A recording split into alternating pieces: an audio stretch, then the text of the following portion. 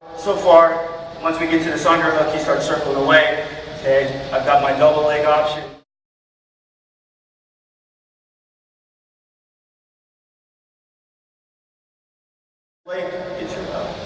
So he's got his leg forward, but I'm still going to get a pull with my underhook. Okay, as I do that, here I take my jab step, change levels, and attack the leg. Now I can attack low or high. Usually I like to go low, meaning below the knee. Okay, or I can attack at the knee and drive into him and finish on my feet. So I'm here. Okay, he stays here. I take a jab step, back with my lead leg here. Okay, then I'm going to take a jab step forward. Okay, so my foot is doing this and then this. Jab step back, then forward. Back, then forward. Okay, so here, jab step back, then forward. Okay, knee's going to pound the mat, attack the leg. Okay, if I'm finishing high, head up, back straight, butt in, pushing off of my trail leg, going right into my finishing positions. If I'm going to finish low, I'm going to make a more wrapping motion with my arm because I really want to control his calf. Okay, so I'm here, pull, jab step, here. Okay, now I want to make sure I get my shoulder right behind his hamstring right here so I can keep pressure into him. As I do that, it makes it easier for me to circle from behind, attack his shoelaces, shelf it on my outside hip, and drive into him to stop a lot of his defensive options, grabbing his ankle, all that kind of stuff. So here, he's got that leg forward, inside control, or wrist control, jab step, okay, here.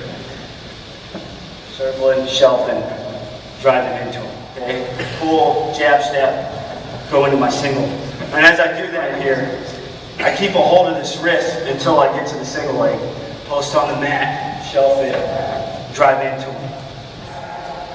Okay? But it's there. It's one of those things you don't think about.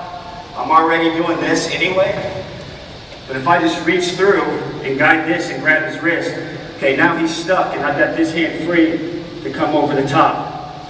Come over the top, drop my head into his hip, just like you would a normal cradle. Lock my hands, drive into him, and look for my fall. I'm wrestling collar tie, I get in this position right here. As soon as he grabs my elbow, okay, this hand that's on the neck is going to go directly from the neck to his armpit, here to here. Okay. As soon as I do that, I'm going to take a step up with the same leg that I had underhook, so my left leg, okay, and go right to the curl by. All right. From here, he grabs my elbow, immediately change off. Okay, immediately change off. I need to take a step up with my outside leg, because if I don't, I can't get that same power and leverage to really throw this off. Okay, so I'm taking a step up, like I'm throwing something over my shoulder. Okay, here, step up, throw it, keeping this arm trapped. Step behind. Okay, take him to the mat. I can flow right into my knee tap. Ideally, I want to keep this hook, so as he's circling, I change levels. I'm driving him to the mat, he hits his hip, I jump on his head, look for my snake and look for the fall.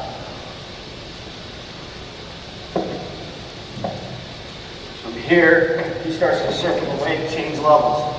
Okay, I'm changing levels, attacking right at the knee, and I'm running at an angle. Okay, one problem a lot of kids make with knee taps is they'll run into the guy. Okay, if you run into the guy, and this guy's pretty skilled or has pretty good hips, you're going to get lateral. Okay, so if I run into him this way, he's going to sit back, and he's going to be able to throw me. So I always want to run at an angle. He runs, he goes here, I'm running at an angle. And this is what's usually going to happen. That's why I want him to hit his hip. It's always not going to be clean, but he'll hit his hip. As he starts to adjust and come up, that's fine because now I'm already in this position to horse him over. I've already got this momentum going. And fake like I'm going to reach for my knee tap. Now as I do that, go ahead, it's just go natural. So I reach here, now I can just rotate. Now I'm just rotating my body right into my high crotch. Okay? So from here, he starts to circle. Fake, rotate. Now I'm in my high crotch, head up, back straight, butt in, and drive across. Here, he's got his head in position, he's circling away, reach, and a lot of times you're gonna get a reaction. He'll take that leg back, go right into my high crotch.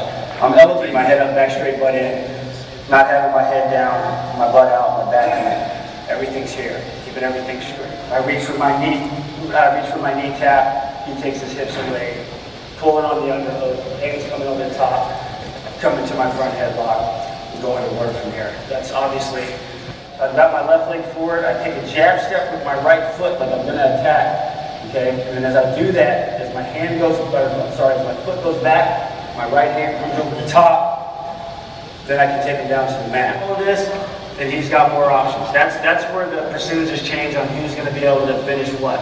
It's who controls this side. And the same thing as the underhook, if I don't have this control, then I at least gotta keep my hand back to be able to block any attempts he makes. But I don't want to let him stay in this position. I'll bring my arm back, okay? I'm going to pull hard down on this overhook side. Here, okay? He steps. As soon as he steps, I'm going to go toe to heel, okay? Trail leg to my lead leg, right here. Okay? As soon as I do that, I'm going to take my steps. Like I'm doing a little two-step dance right here, okay? Toe to heel, okay? This leg's going to go right behind, my foot is going to go right behind his ankle. If I do that, everything's going to drop. Knee's going to drop, my body's going to drop. I have to get my head to the opposite side.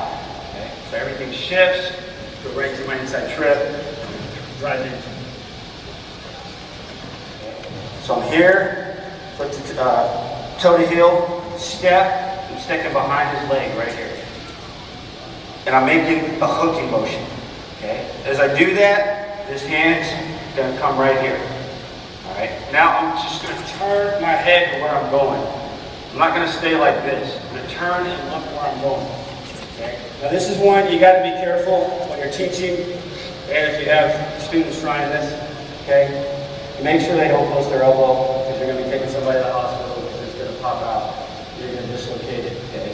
So make sure this guy just keeps a hold of you, knows that you're going to start falling towards my butt, then popping my hips through with this underhook.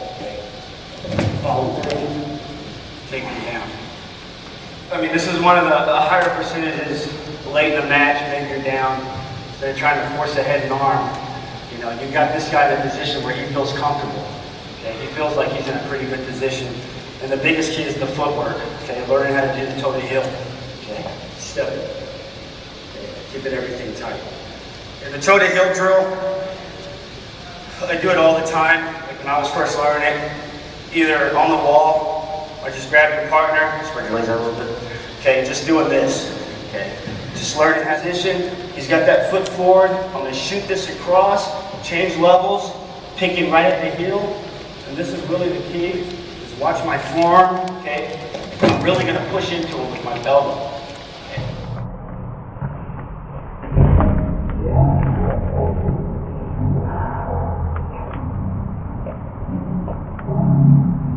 Turning my hips, okay? Same thing, toe to heel, okay? And this leg's going straight up, okay? So I'm doing this. Putting myself in a ballerina position, all right?